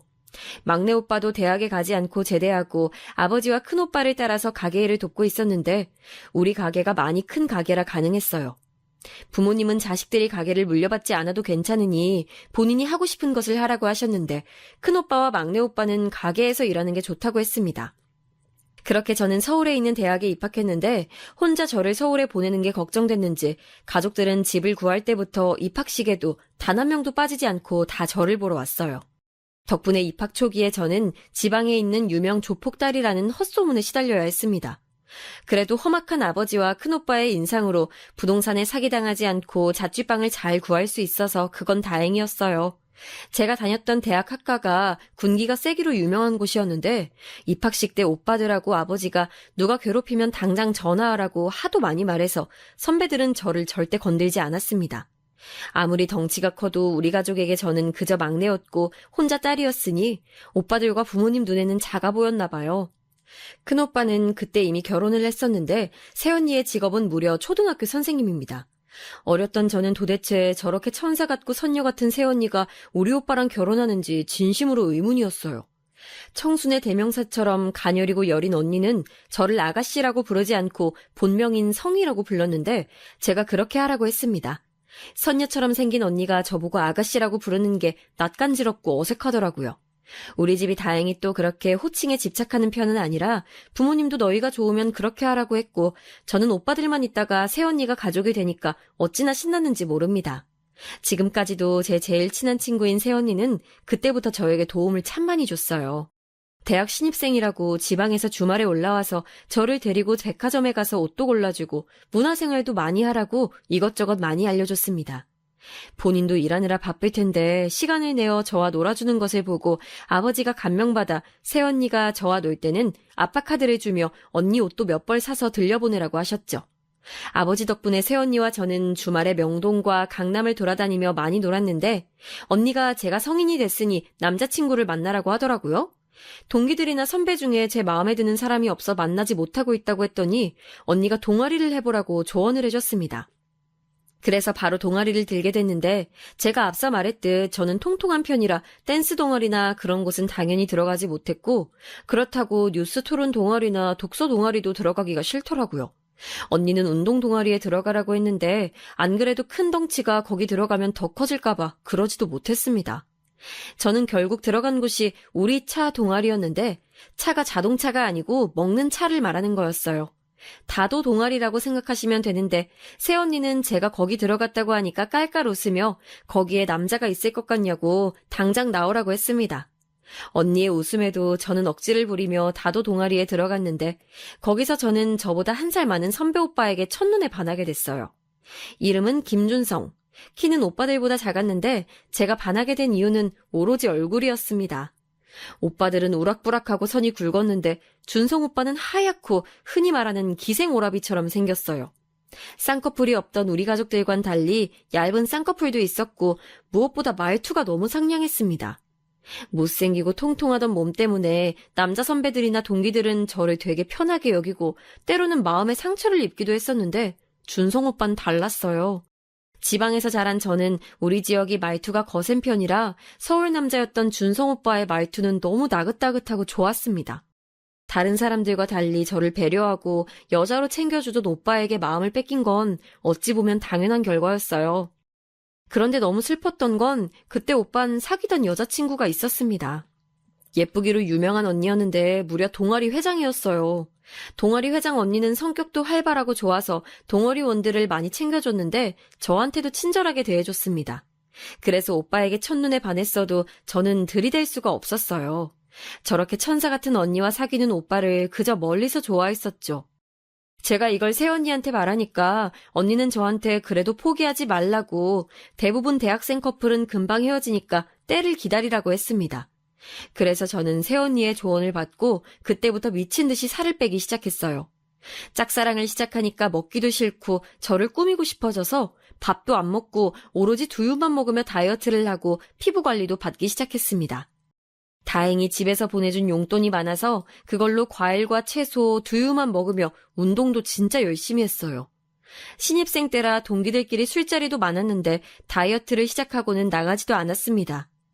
선후배 관계가 셌던 학과라 과 회식 참여가 필수였는데 앞서 말했듯 조폭같이 생긴 오빠들과 아빠 덕분에 빠져도 저에게 뭐라 하는 사람은 전혀 없었어요. 제가 다이어트를 시작하고 가족들의 반응은 너무 웃겼는데 아버지는 제가 그러다 쓰러진다며 다이어트를 반대했습니다. 오빠들도 제가 뺄 살이 어딨냐고 했는데 저는 그런 반응을 뒤로하고 열심히 두유와 과일로 버텼어요. 마침 여름방학이 시작돼서 본가로 내려가서 식당 일을 자발적으로 가서 도왔습니다. 먹지는 않고 일만 하니까 나중엔 아버지가 식당 출입 금지를 했는데 저는 식당에 가지 못하니 근처 제가 졸업한 초등학교에 가서 운동장을 뛰었어요. 한여름이라 푹푹 찌는 더위에 저는 달리다 쓰러져서 응급실에 가기도 했습니다. 응급실에서 깨어나니 엄마가 제가 태어나고 처음으로 크게 화를 내며 살 빼지 말라고 병원이 떠나가라 소리를 질렀어요. 오빠들도 다이어트를 하다 죽게 생겼다며 억지로 음식을 먹이려고 했지만 저도 고집이 황소고집이거든요. 매일 아침부터 밤에 잠들 때까지 가족들과 싸워가며 열심히 눈을 피해 먹지 않고 운동해서 결국 저는 객관적인 새언니의 반응에만 의존하며 살을 무려 20kg를 빼게 됐습니다. 응급실에서 소리 지르며 다이어트를 반대한 엄마도 살을 뺀 저를 보고 너무 좋아하셨어요. 아버지와 오빠들도 저를 보고 막상 뺀 것을 보니 뺀 게 낫다며 백화점에 데려가서 가방과 옷을 사줬습니다. 새언니와 미용실에 가서 염색도 하고 만발의 준비를 하고 개강일에 맞춰 서울로 올라간 저는 아주 기쁜 소식을 듣게 됐어요. 무려 제 첫사랑 오빠가 여자친구와 헤어졌다는 소식이었습니다. 오빠는 언니가 동아리 회장이었으니 자기가 헤어지고 동아리를 자발적으로 나갔는데 저도 애초에 다도가 목적이 아니었으니 바로 동아리를 나왔어요. 그리고 오빠를 먼저 찾아갔는데 오빠는 저를 못 알아봤습니다. 저는 그런 오빠의 반응에 오히려 신이 났어요. 누구세요? 저 아세요? 오빠, 저예요, 성희. 제가 많이 변했죠? 뭐? 성희라고? 아니, 성희 맞아? 왜 이렇게 예뻐졌어? 몰라보겠다. 방학 동안 살 많이 뺐어요. 오빠 오랜만이에요? 이별의 아픔에 빠졌던 오빠를 저는 열심히 따라다니며 위로했고 결국 저희는 사귀게 됐습니다. 제가 드디어 사귄다는 소식을 새언니에게 알리자 언니는 저보다 더 기뻐하며 어떻게든 그 사람을 잡아 결혼하라고 했어요. 막내딸의 첫 연애를 알자 아버지와 어머니 그리고 3명의 오빠는 남자친구를 너무나도 많이 궁금해했지만 전 보여줄 수가 없었습니다. 물론 우리 가족을 많이 사랑하지만 사랑하는 마음과 별개로 오빠가 보고 도망갈 수도 있으니 어쩔 수 없었어요. 남자친구는 마르고 하얗고 전형적인 서울 사람이었는데 아버지 한 명도 아니고 문짝만한 오빠들까지 보면 누구라도 위압감이 들 수가 있으니 말이에요. 그렇게 우리는 연애를 시작했는데 저는 오빠와 어떻게든 헤어지지 않으려고 애를 썼습니다. 첫사랑은 이루어지지 않는다는 말이 있잖아요. 그 말은 저한테 통하지 않는다고 굳게 믿으며 연애를 시작했어요. 사귀고 나서 알게 된 사실은 오빠가 아버지가 계시지 않았다는 거였습니다. 시어머니가 혼자 계시는데 오빠는 또 외동이라 형제가 없었어요. 그래서 남자친구는 항상 저를 부러워했습니다. 대학이 서울에 있었으니 서울을 돌아다니며 연애했던 기억은 너무나도 즐거운 기억밖에 없었어요. 물론 다른 연인들처럼 싸우기도 했지만 원래 다툼을 싫어하는 남자친구 덕분에 크게 싸운 적도 없습니다. 큰 소리 나는 것을 싫어하고 조용한 성격인 남자친구는 사귀기 전에 생각했던 것보다 세심하고 약간은 예민했어요. 그런데 저는 그런 성격이 싫지 않았고 오히려 더 좋았습니다. 평생을 산적 같은 사람들에게 쌓여있다 선비 같은 사람을 만나니 어땠겠어요? 그렇게 연애하다 남자친구는 군대에 가게 되는데 저는 입대할 때 수료식은 무조건 따라갔습니다. 그리고 그때 남자친구의 어머니를 처음 뵀는데 첫인상이 되게 강렬했어요. 일단 어머니는 남자친구를 낳은 사람답게 얼굴이 똑같았는데 매우 아름다우셨습니다. 우리 엄마와는 달리 곱고 세련된 머리 스타일에 머리부터 발끝까지 치장한 게 드러나는 분이셨어요. 귀걸이, 브로치, 머리핀, 장갑, 스카프 등 할 수 있는 장식품은 다 하고 오셨는데 말투도 되게 고상하셨습니다. 특히 아직도 기억나는 건 가슴팍에 달려있던 화려한 꽃장식 브로치였어요. 어디서 구한 건지 궁금할 정도로 화려해서 10년이 지나도 기억이 나요. 우리 아들 여자친구? 반가워요. 제가 서울 남자하고는 연애하고 있어도 서울 여자 어른을 만난 건 처음이었는데 목소리를 들으니까 텔레비전에서나 보던 그런 말투여서 놀랐어요. 서둘러 인사를 하고 몰래 힐끔거렸는데 어머니는 자세가 시종일관 꼿꼿했고 표정은 다양하진 않았습니다. 다소 차가운 인상에 도도한 말투라 어색했지만 이게 서울 사람이구나 싶어서 오히려 신기했어요. 우리 엄마와는 반대라 신기하게 쳐다봤는데 어머니는 눈을 동그랗게 뜨고 계속 머리에 신경을 많이 썼습니다. 남자친구의 부대가 강원도라 되게 추웠는데 어머니는 그 추운 겨울에 코트를 입고 오셨을 정도로 외모에 신경을 많이 쓰는 사람이었어요. 너무 추워 보여서 제가 가지고 있던 목도리라도 드리려고 했더니 옷에 어울리지 않다고 거절하셨죠. 그렇게 민망한 어머니와의 만남을 끝으로 저는 겨울방학 때 지방에 내려가지 않고 서울에 남아 있었습니다. 남자친구의 면회를 위해선 지방보다 서울에 사는 것이 훨씬 유리했고 그런 저를 보며 아버지는 분노하셨어요. 기생오라비가 뭐가 그렇게 좋냐고 아버지나 챙기라고 삐쳤는데 저는 아랑곳하지 않았습니다. 새언니는 그런 제가 너무 귀엽다고 본인이 큰오빠와 자주 올라왔는데 제가 남자친구 도시락을 쌀 때도 언니는 옆에서 많이 도와줬어요. 큰오빠는 옆에서 걔가 뭐가 그리 좋냐고 힘도 못 쓸 것 같던데 저런 놈은 남편으로 쓸모가 없다고 해도 언니와 저는 무시하고 둘이 계란말이도 만들고 유부초밥도 만들었습니다. 그리고 그런 저를 큰오빠는 운전해서 군부대에 내려주기도 했어요. 다 언니가 옆에서 재촉해서 그렇게 한 거였지만 지금 생각해보면 오빠도 대단합니다. 그러다 보니 얼떨결에 남자친구에게 부모님보다 큰오빠 부부를 더 먼저 보여주게 됐는데 예상대로 남자친구는 큰오빠의 험악한 인상과 큰 덩치를 보고 주눅이 들었어요. 안 그래도 씨름 선수 같은 오빠였는데 막내 동생 남자친구라니까 뭐가 그리 마음에 들지 않는지 인상을 팍 쓰고 있어서 군대에 있던 다른 사람들까지 힐끔거리며 쳐다볼 정도였습니다. 다행인지 아닌지 남자친구도 우리 오빠 덕분에 선임들의 괴롭힘이 크진 않았다네요. 차마 남자친구가 저에게 친오빠가 맞냐고 물어볼 때 사실 2명 더 있다고 말하진 못했습니다. 그냥 입에 방울토마토를 넣어주며 빨리 제대하라고 했죠. 그렇게 남자친구가 군대에 있는 동안 면회에 자주 갔었는데 혼자 갈 때도 있었고 큰오빠 부부와 갈 때도 있었습니다. 제대할 때가 되니까 그래도 자주 봤다고 큰오빠와 남자친구는 서로 형 동생하며 지내게 될 정도였어요. 큰오빤 처음엔 제 남자친구가 허연 선비 같다고 싫어했는데 나중엔 오히려 거친 사람보단 낫다고 했습니다. 그렇게 남자친구가 다시 학생이 되고 저는 먼저 졸업하게 됐어요. 부모님은 제가 지방으로 다시 내려오길 원하셨지만 저는 남자친구가 있는 서울을 떠나는 게 싫었습니다. 그래서 서울에서 대학을 졸업했으니 거기서 취업한다고 둘러대고 내려가지 않았어요. 엄마는 처음엔 아쉬워했는데 이왕 대학도 졸업했으니 거기서 살라고 하며 힘들면 언제든지 말하라고 했습니다. 저는 그렇게 학교 앞 카페에서 아르바이트하며 남자친구와 연애를 지속했어요. 돈도 벌고 연애도 하고 제 인생에서 제일 행복했던 기간이 바로 저 때입니다. 그렇게 남자친구도 졸업하고 취업해서 신입사원이 됐는데 저는 지금이 기회라고 느끼며 바로 결혼 얘기를 꺼냈습니다. 제가 결혼 얘기를 꺼내자 남자친구는 당황하며 지금 우리가 어리지 않냐고 했지만 워낙 남자친구와 결혼하고 싶은 마음이 컸던 저는 막무가내로 밀어붙이기 시작했어요.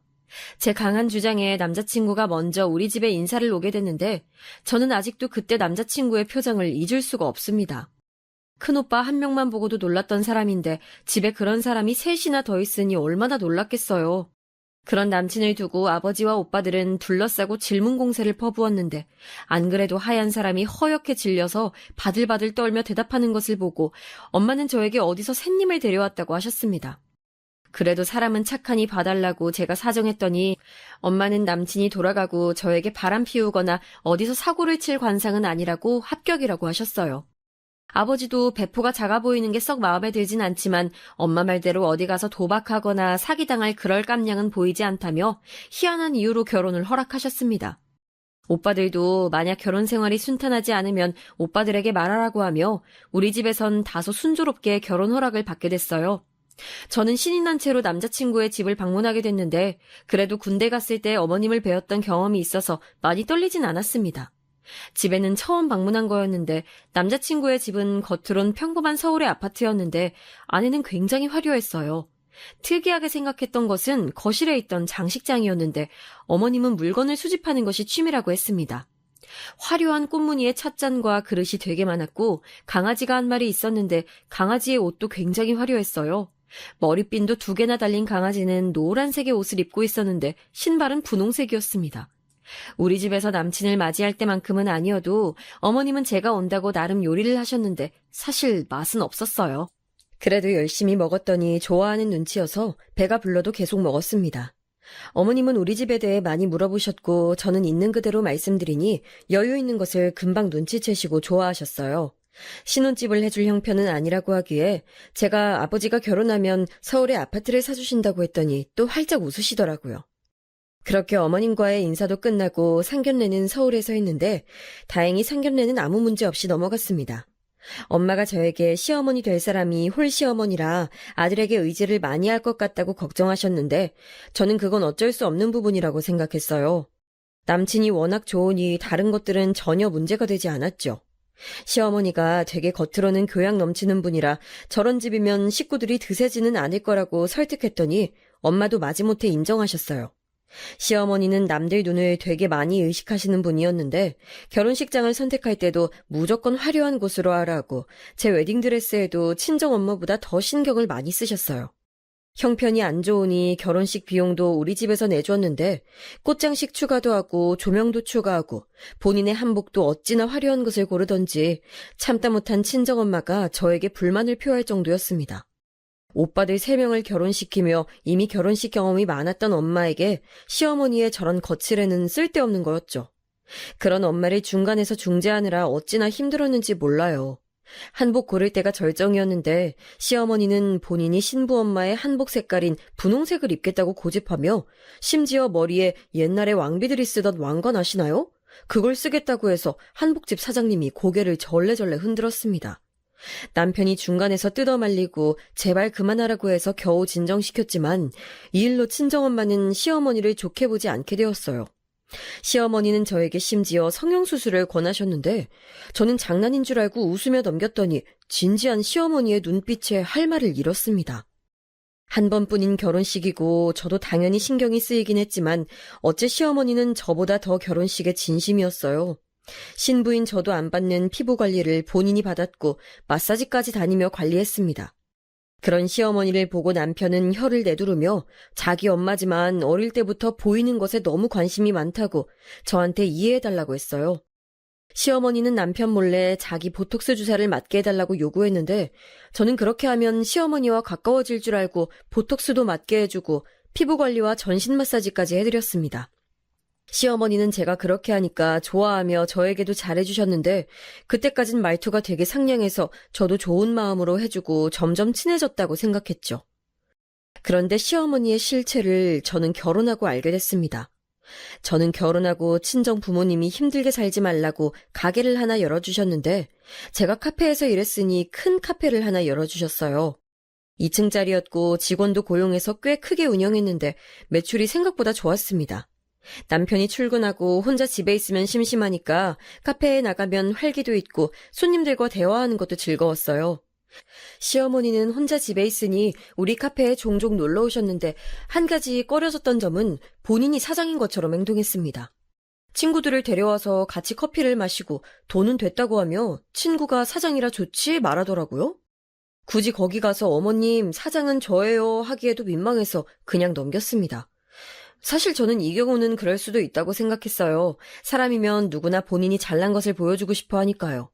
그런데 제가 놀랐던 점은 시어머니는 그렇게 친구와 대화하며 즐겁게 웃다가 그 친구가 돌아가면 저에게 방금까지 웃으며 대화한 친구들을 욕했다는 거였습니다. 아니 처녀는 어릴 때부터 편하질 않아. 진짜 자기 자랑을 어찌나 하던지 들어주기가 싫어. 어우 짜증나. 못생긴 게 예쁜 척은 얼마나 하는지 알아? 보고 있으면 웃겨 죽겠어.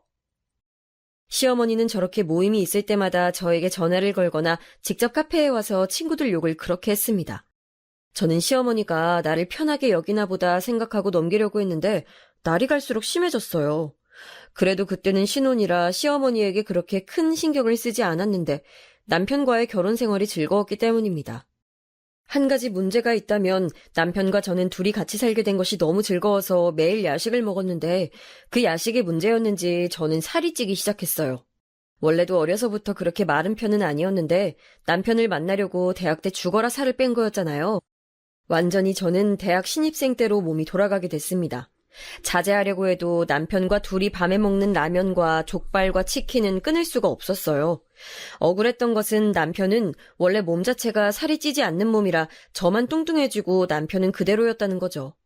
제가 살이 찌자 시어머니는 저에게 은근 살을 빼라고 요구하셨는데 중간에 사건이 하나 있었습니다.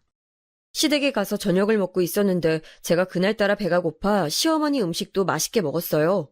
시어머니가 음식을 잘하시는 편은 아니라 보통은 잘 안 먹는 편인데 그날따라 이상하게 배가 너무 고프더라고요. 그러다 남편이 본인은 배부르다고 밥을 남기길래 제가 아깝다며 남편의 밥그릇을 가져가 먹으려고 했는데 그 순간 시어머니가 제 손에 들려있던 밥그릇을 가져갔습니다. 너무 순식간에 일어난 일이라 민망하기도 하고 진짜 아까워서 저는 말을 꺼냈어요. 어머니, 그 밥 제가 먹을게요. 남기면 아깝잖아요. 음식물 쓰레기만 늘어나요. 이거 먹으면 너 더 살쪄. 관리 안 하니? 어째 볼 때마다 살이 찐 것 같아. 아유, 관리도 필요해. 남들이 보면 뭐라 한다. 시어머니는 특유의 고상한 말투로 저에게 저렇게 말했는데 순간 얼굴이 확 빨개지며 민망하더라고요. 아무 말도 못하고 숟가락을 내려놨는데 남편이 옆에서 도대체 엄마는 왜 그러냐고 하며 저를 데리고 시댁을 나왔습니다. 남편은 저에게 워낙 시어머니가 남들 시선을 신경 쓰는 사람이니까 그냥 무시하라고 했는데 저는 마음의 상처가 지워지지 않았어요. 그렇게 한 달 정도가 지나자 시어머니가 또 친구를 데리고 카페로 왔습니다.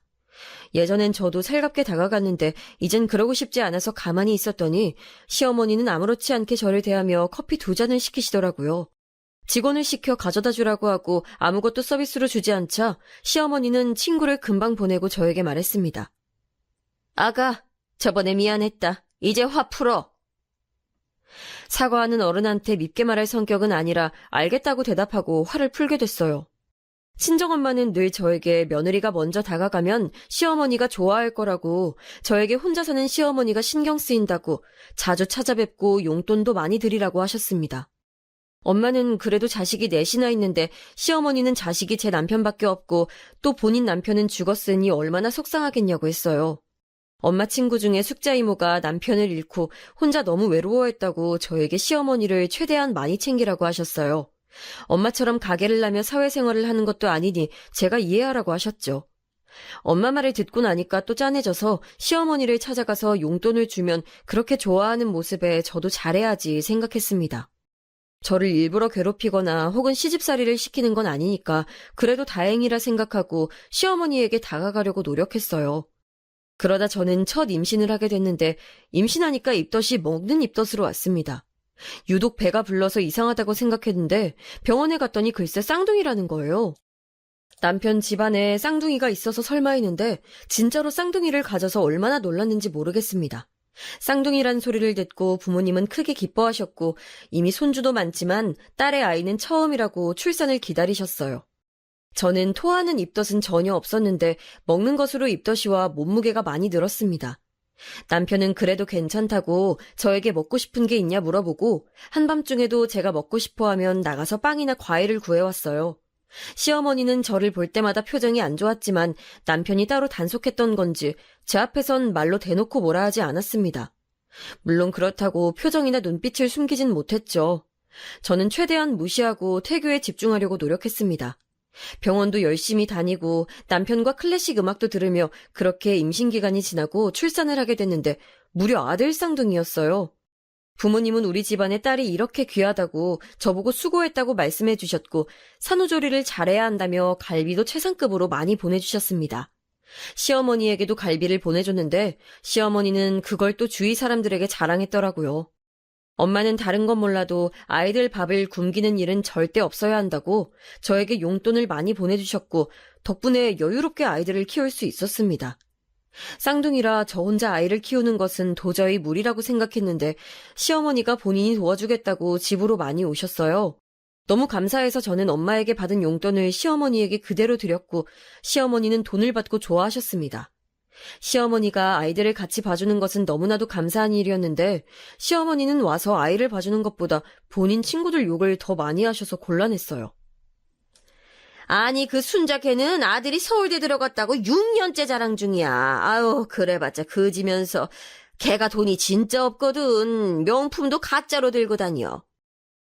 영이라는 애는 남편이 바람나서 이혼했어. 근데 그럴만하다?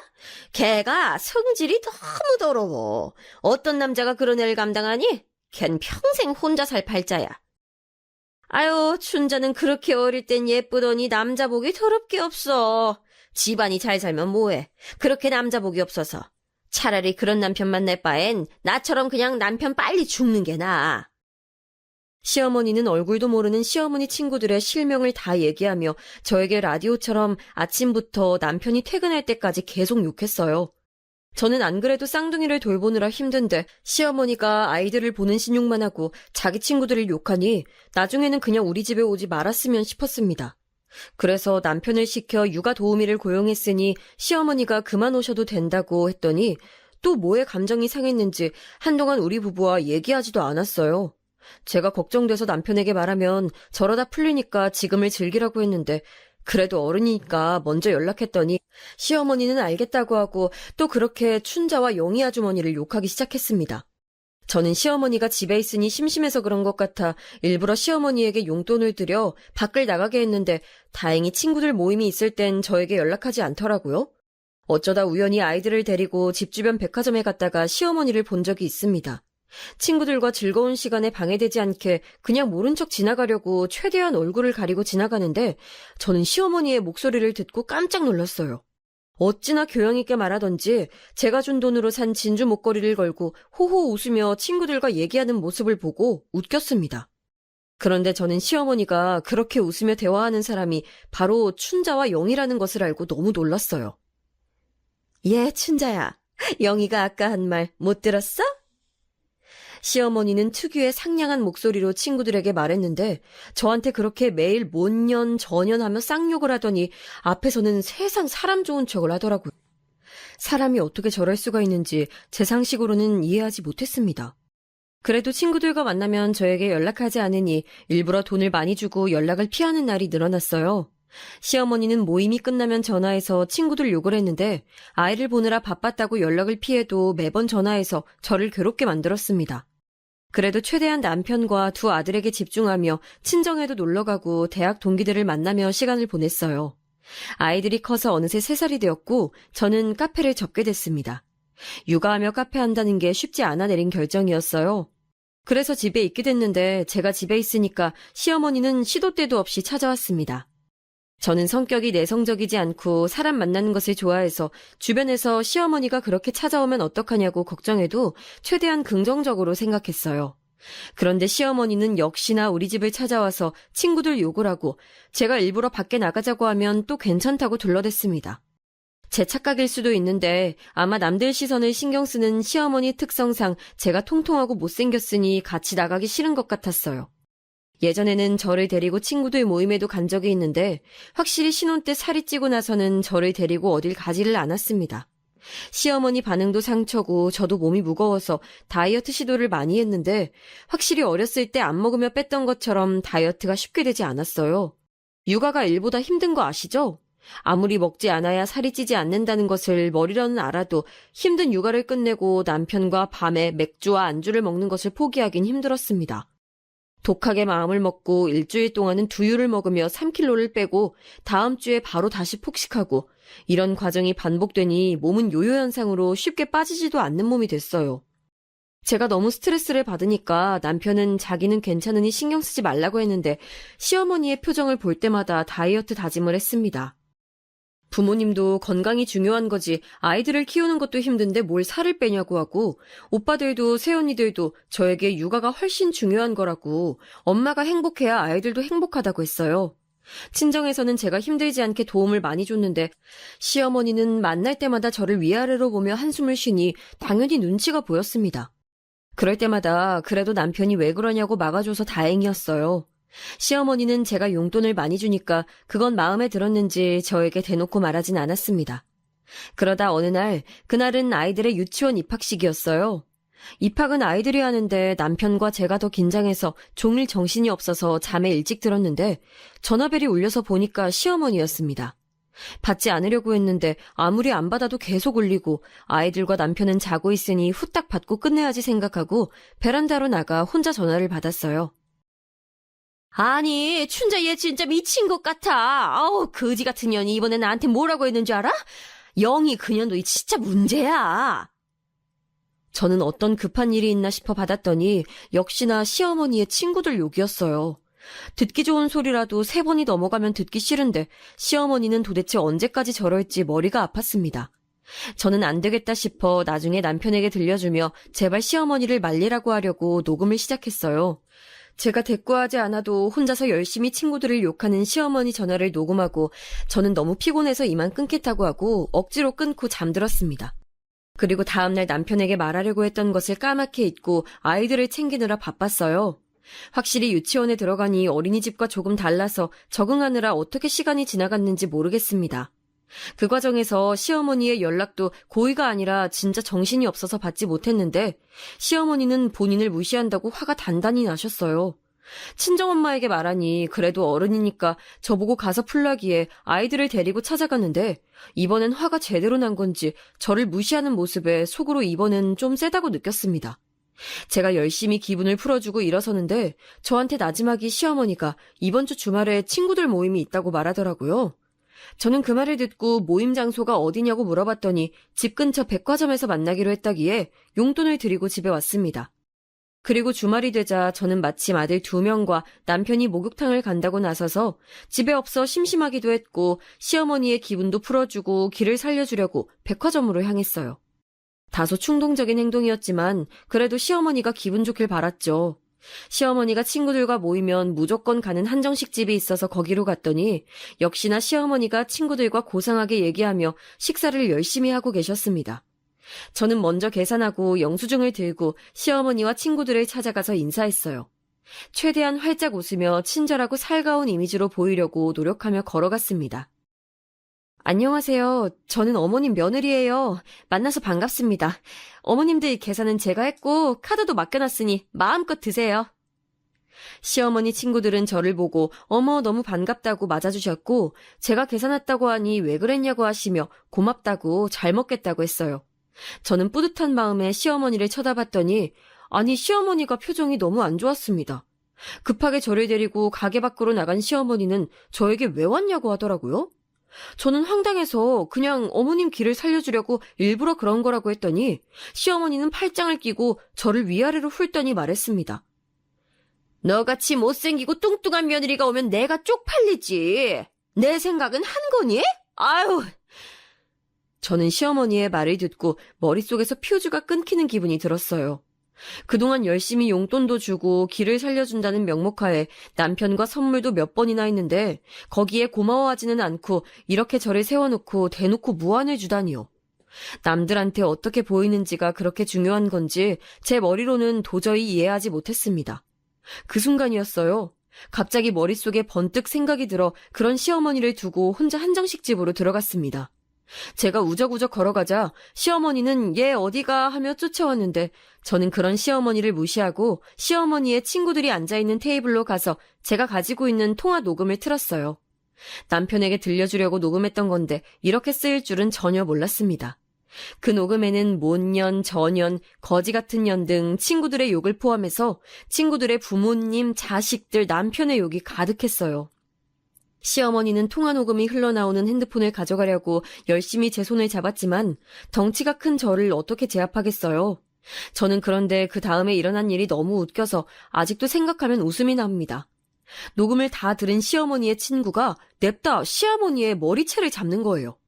시어머니도 지지 않고 똑같이 머리채를 잡고 그런 시어머니를 말리던 친구도 통화 녹음에서 자기 욕이 나오니까 너 미쳤냐고 시어머니의 옷을 잡고 난리가 아니었습니다. 가게 종업원들이 와서 말리고 저에게 말리라는데 저는 그 모습이 너무나도 웃겨서 정신을 차릴 수가 없었어요.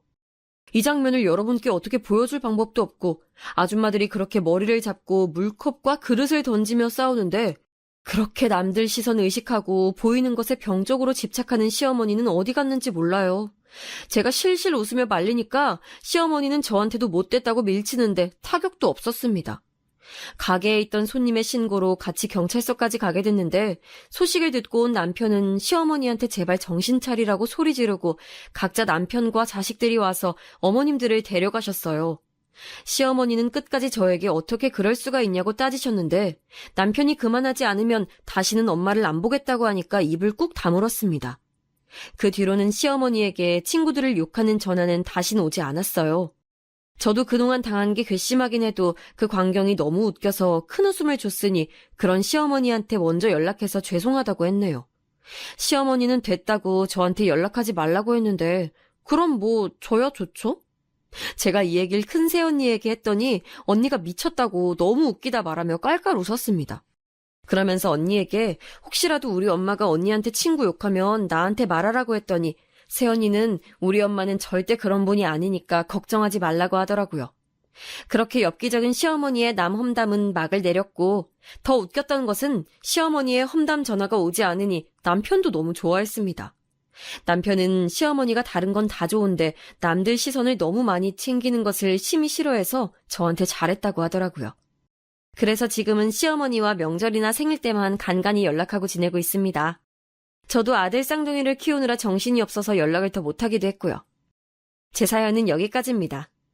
남편과 제보하기 전에 우리끼리 말했는데 말하다가도 둘이 너무 웃겨서 웃음을 참지 못했어요.